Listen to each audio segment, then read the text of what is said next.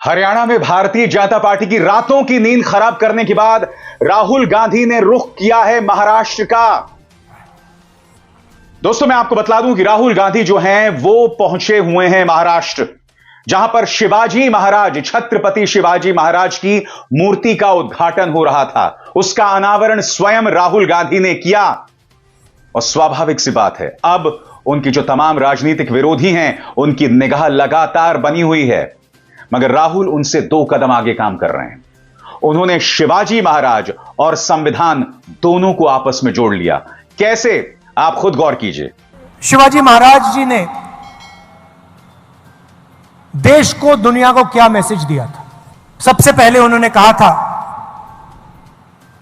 कि देश सबका है, सबको लेकर चलना है, अन्याय नहीं करना है।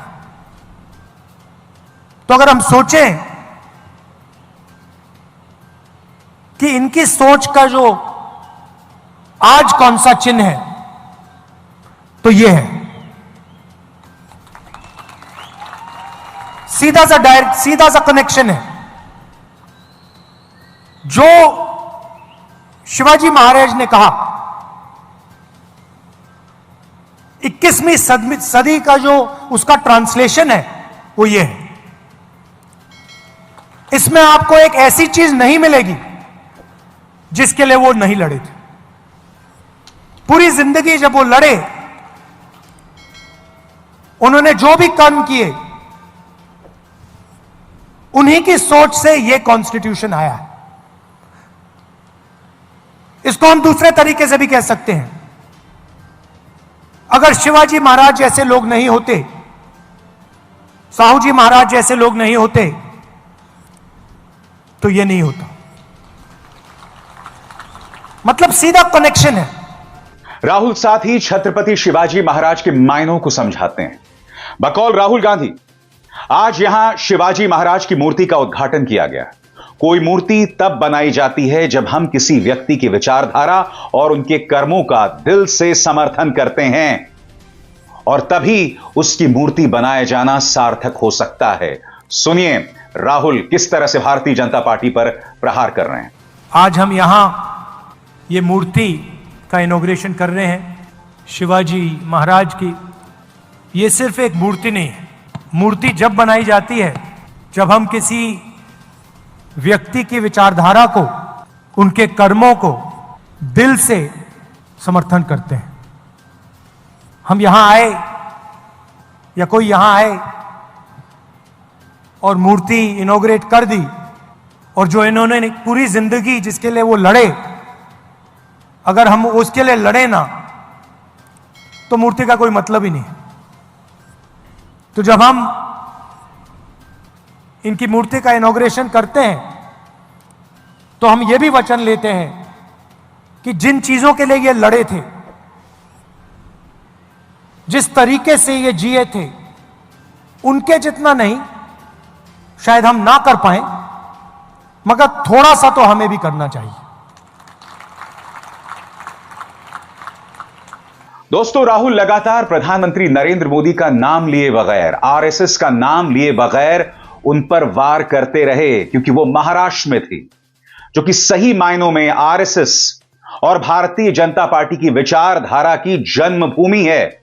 याद कीजिएगा दोस्तों, जब छत्रपति शिवाजी महाराज की मूर्ति इस तरह से जमीन पर पड़ी हुई थी, तब प्रधानमंत्री नरेंद्र मोदी, जो किसी चीज की माफी नहीं मांगते, उन्हें भी माफी मांगनी पड़ी थी। मगर दिलचस्प बात यह है कि वो माफी सीधी तौर पर नहीं मांगी गई थी, उसमें भी राहुल गांधी पर ताना मारा गया था। छत्रपति शिवाजी महाराज की मूर्ति टूट गई, उसमें भी सावरकर का सहारा लिया गया था। प्रधानमंत्री ने माफी तो मांगी थी, मगर उनकी आलोचना ज्यादा हुई थी। सुनिए प्रधानमंत्री ने कैसे माफी मांगी थी। महाराष्ट्र में उन्होंने संविधान सभा में शिरकत की। दोस्तों, राहुल एक भी लम्हे आराम नहीं करना चाहते हैं, क्योंकि अब बस कुछ ही दिनों में महाराष्ट्र के चुनाव होने वाले हैं। इसलिए राहुल गांधी ने रुख किया है पुणे का, महाराष्ट्र का, और महाराष्ट्र पहुंचकर उन्होंने 2 मुद्दे उठाए। वो बात छत्रपति शिवाजी महाराज की कर रहे हैं और देश के संविधान की बात कर रहे हैं। और आप देखिएगा कितनी अक्लमंदी से इन दोनों विषयों को यानी कि शिवाजी महाराज और संविधान दोनों को किस तरह से मिला रहे हैं राहुल गांधी और भारतीय जनता पार्टी पर प्रहार कर रहे हैं। क्योंकि हाल ही में जब लोकसभा चुनाव हुए थे तो याद कीजिएगा किस तरह से शिवसेना को 2 टुकड़े कर दिए गए थे, एनसीपी को 2 टुकड़े कर दिए गए थे। कांग्रेस की हालत खराब थी, मगर बावजूद इसके उद्धव सेना, शरद पवार फैक्शन और कांग्रेस एक साथ आती है और भाजपा गठबंधन को धराशायी कर देती है।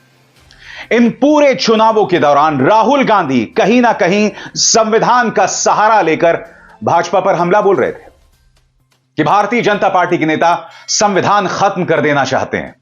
और ऊपर से फिर यह घटनाक्रम होता है जिसमें पूरे राज्य की जनता देख रही थी कि हमारे सम्मानित, हमारे प्रिय छत्रपति शिवाजी महाराज की मूर्ति किस तरह से जमीन पर पड़ी हुई है। उनका सिर धड़ से अलग हो गया है। इतना अपमान छत्रपति शिवाजी महाराज का किसी ने नहीं किया। और शॉकिंग बात यह दोस्तों कि इसका उद्घाटन स्वयं प्रधानमंत्री ने किया था। इसीलिए राहुल गांधी शिवाजी महाराज और संविधान दोनों का इस्तेमाल कर रहे हैं। राहुल गांधी कहते हैं कि शिवाजी महाराज की मूर्ति बना लेने से बात नहीं बन जाती, उनके विचारधाराओं को अपनी जिंदगी में आपको अपनाना पड़ता है। क्योंकि आप शिवाजी महाराज की मूर्ति तो बनाते हैं, मगर बाद में जाकर आप शिवाजी के खिलाफ काम करते हैं। सुनिए राहुल ने कैसे प्रहार किया। और आपने देखा नियत दिख जाती है, नियत को छुपाया नहीं जा सकता है। उन्होंने शिवाजी महाराज की मूर्ति बनाई और कुछ ही दिन बाद वो मूर्ति टूट कर गिर गई। नियत गलत थी। मूर्ति ने उनको मैसेज दिया कि आप अगर शिवाजी महाराज की मूर्ति बनाओगे तो फिर शिवाजी महाराज की विचारधारा की रक्षा करनी ही पड़ेगी। इसीलिए वो मूर्ति गिरी है, क्योंकि उनकी विचारधारा गलत है।